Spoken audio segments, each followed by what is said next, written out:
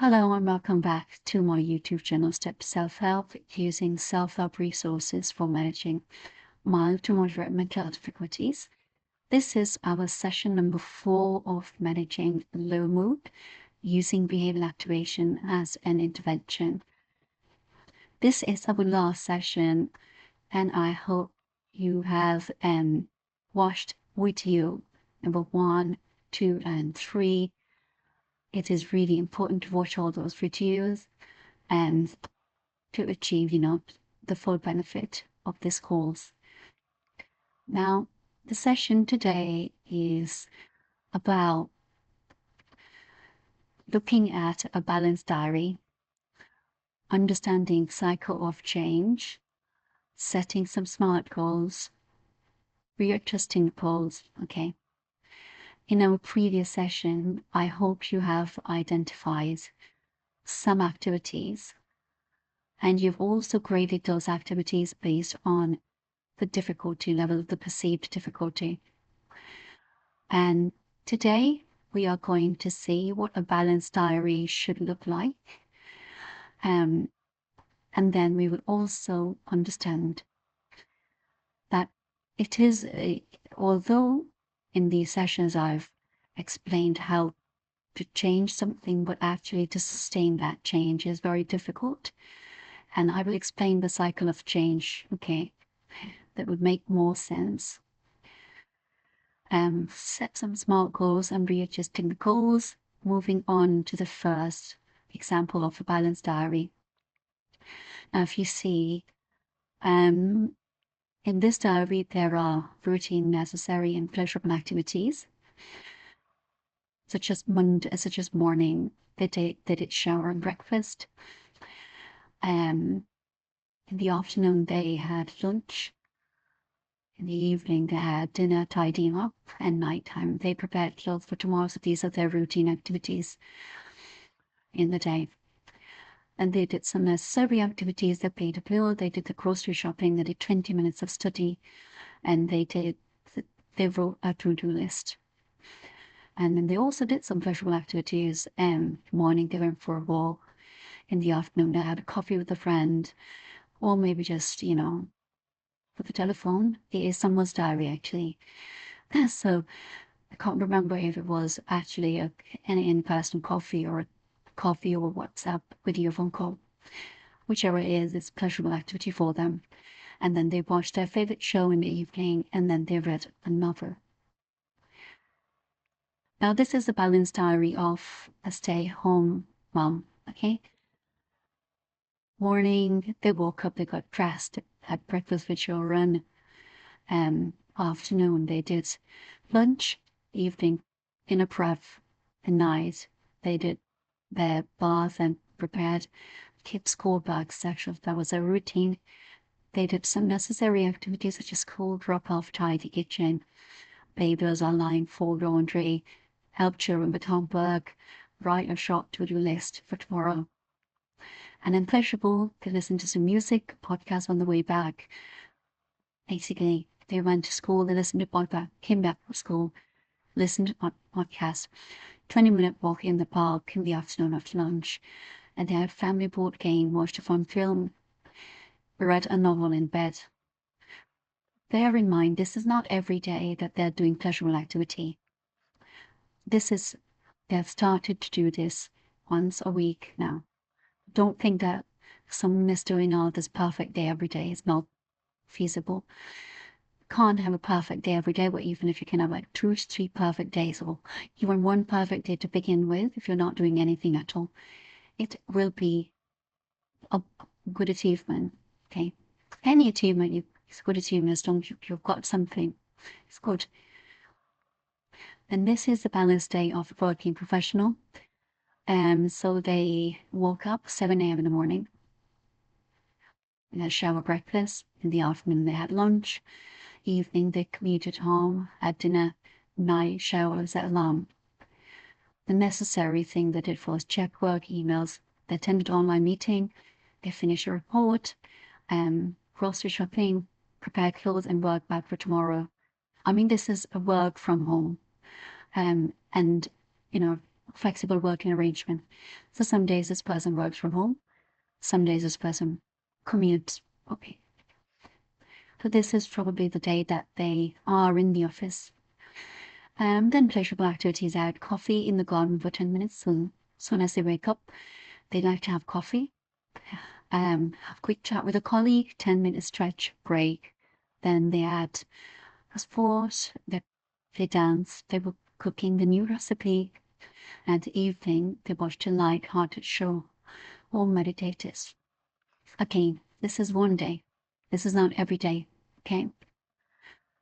Now, this is a balanced day when you're recovering from depression or downward. So, time of the day, they wake up 9, they open curtains and they shower. Eat lunch, eat food 12:30, dinner 6 p.m. They brush their teeth, bedtime 10:30. Necessary is taking medication, 15 minutes to tidy one room. They phone their GP or therapist to reply to one important message, and they write down tomorrow's top tasks. Pleasurable is sit in sunlight with a cup of tea, coloring, live gardening, favorite music, small walk, relaxing bath, watching a film, gratitude journaling, or calming tea. Okay, and this is one day. Now, although I have mentioned this, that these videos are suitable for low, mild to moderate depression, but if someone who has severe depression is watching this video, then things are not very easy when you are going through a depressive episode, right? So when you're trying to do all this, just towards yourself, because even brushing can feel like a big chore sometimes for people who are going through depression, especially if your depression stems from like a grief or a loss of certain, like if you've had a surgery or health condition, if you lost a limb. There can be many, many reasons for depression. So be a bit compassionate when you're trying to add these activities, you're trying to perform and restart, okay? But just a mid-session message, just to be compassionate to yourself, just be kind to yourself, okay? Now this is cycle of change. When you're trying to change your routine, we go through these 6 stages. Okay, so the first stage is pre-contemplation, which is no intention of changing your behavior. Then the second stage is contemplation, that you are aware of the problem, but you do not have any commitment to action. The next stage is preparation, which is intention on taking action to address the problem. So you probably, in the preparation stage, if you're watching these videos and if you're trying to do something about changing your state of flow mood, okay, then the next stage is action, which is active modification of your behavior. Then the next one is maintenance, sustained change of new behavior. So now you will replace your old behavior with a new behavior. And then the next stage, and a very normal stage, is a relapse, which is falling back into the old patterns of behavior. So this is a normal cycle of change. Relapse, falling back into old habits, is common when you're trying to change your habit or change your behavior. So what we do is we learn from each relapse, and what we learn from each relapse is what barriers did we encounter when we were trying to make that change. So just keep a note of what is it that prevented you from sustaining that behavior. And you learn from each cycle of relapse, and then try to work around those barriers to change. These are just these stages explained in a bit more detail. So pre-contemplation is that I don't think that there is a problem. Contemplation is that maybe I should change, but I don't know. So you're weighing pros and cons of the problem. And there is preparation. I want to change, I'm getting ready, which is making small steps, gathering tools and resources. We take an action, actively making changes, attending therapy, exercising, reducing avoidance. Maintenance phase, sustaining change, preventing relapse, building resilience and routines. It's really important that we find some strategies, connect with people, create environment that would help us spend longer in the maintenance cycle. The longer you spend in that maintenance phase, the stronger your belief will become that you can do it. So you're not really just adopting a new habit. You're also getting into a habit or starting a habit, if that makes sense. And then this is relapse. I've read somewhere that people can take up to 5 or 7 cycles of relapse. They can relapse 5 to 7 times before a habit becomes permanent. Some people give up. They say, I'll forget it, I don't want to do it. But some people continue to learn. So I hope this cycle is going to help you whenever you feel that you are falling back into the old habits. Just think and remember, this is a normal part of change. Relapsing, learning from the relapse, and then getting back on that cycle of change. Not obviously from pre-contemplation, from action stage. Okay, this is about setting goals. Now we're going to set some SMART goals. If you've heard about SMART goals, it's great. If you've not heard about SMART goals, then they are specific, measurable, achievable, realistic, and time-bound goals. So specific is exactly what is it that you would like to do? And what do you think is a perceived benefit of doing this? Then when will you do this? What time exactly? A time slot, an opportunity that you would do this activity, such and such day, such and such time. Okay. How and with whom would you do it? Will you pair this activity with someone? Like if you go for a walk, would you pair this with a colleague? And how will you do it? Will you do this in an open space or a nearby park or by a river? Are you going to go and walk by Thames? How are you going to do it? And who is it that you're going to do it with? And Myron, would you like to achieve this goal? This is putting like a limit. So by this time I need to achieve this goal. Hey, now, are there any perceived barriers? And can we create some backup plan? So perceived barriers are like, we are thinking that is there anything that could stop us or prevent us from doing this activity or achieving the goal?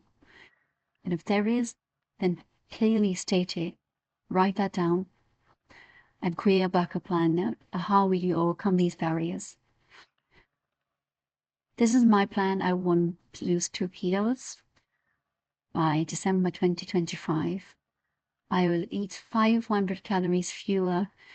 I will track my calories with MyFitnessPal, and I'll pair with a friend to do the same thing. So I have a friend who is very passionate about tracking her calories and, doing healthy meals and doing the recipes. So she's the best person. I'll pair my calorie deficit with her, which is going to be amazing. Perceived benefit, I will be able to wear my old swimsuit on my holiday. My sugar levels will come down. And perceived barriers, if I have unhealthy snacks, both spellings are wrong. Shame on me. Okay. If I have unhealthy snacks and food around this can tempt me, so I will stop buying anything that I don't need to eat. So I'm not going to buy cookies, I'm not going to buy biscuits, and I'm going to buy crisps. I don't snack on any of these. I snack on nuts, and I'm going to stop buying nuts. Sorry for the spelling mistake. There's so many spelling mistakes in there. My second goal is I start spending 20 minutes on cleaning and quick tidying every day. My little daughter, because she enjoys tidying, I'll do it with her. There are perceived benefits that she will develop a healthy habit and we will enjoy a clutter-free place. And then perceived barrier is just laziness, ignorance. If there are any urgent tasks coming my way, then obviously can't do anything about it. If there is guests, can't do anything about that either. Especially, people who just turn up. Yeah, we can't really do anything about those, do we? So SMART goal examples, I will run 2 days in a week on Saturdays and Sunday between 8 and 9 for the next month with Jane. She's my fitness pal. My fitness pal, my fitness pal. Okay, that did make sense. And the next one is I will have total 2 liters of water every day, 0.5 liters between 7 and 9, half a liter between 12 and 2, half a liter between 4 and 5, and half a liter between 7 and 8. 40 days every day for 40 days.